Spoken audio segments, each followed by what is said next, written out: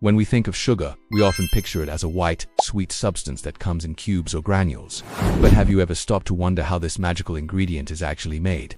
In this video, we'll take you on a journey from the sugarcane field to your kitchen table, uncovering the fascinating process of how sugar is crafted into the fine crystals that we all know and love. Get ready to be amazed by the science and technology behind this essential ingredient.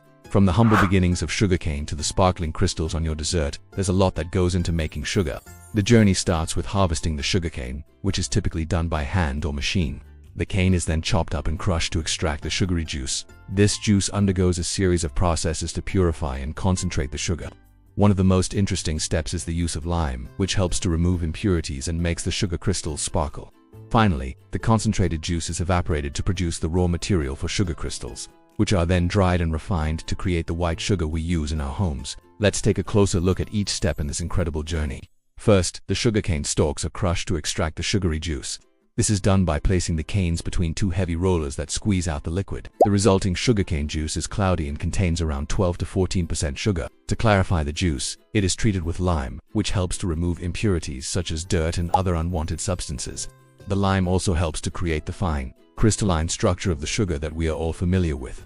The treated juice is then heated and evaporated to reduce its volume and increase the concentration of sugar. This process is repeated several times until the mixture reaches a point where it will crystallize when cooled. As the juice evaporates, the remaining liquid becomes thicker and more viscous. At this stage, the temperature is carefully controlled to prevent the sugar from crystallizing too quickly. Once the right consistency is reached, the mixture is transferred to a vacuum pan evaporator, which is a large, shallow pan that is used to evaporate the remaining water. As the water evaporates, the sugar concentration increases until it reaches around 65 to 70%.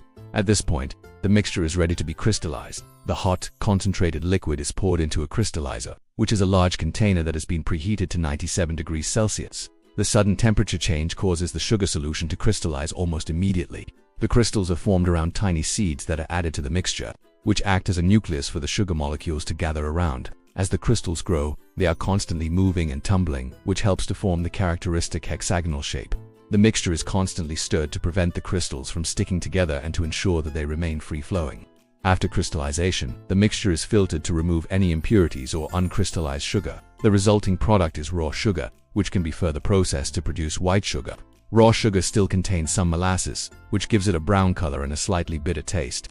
To produce white sugar, the raw sugar is dissolved in water and filtered to remove the molasses.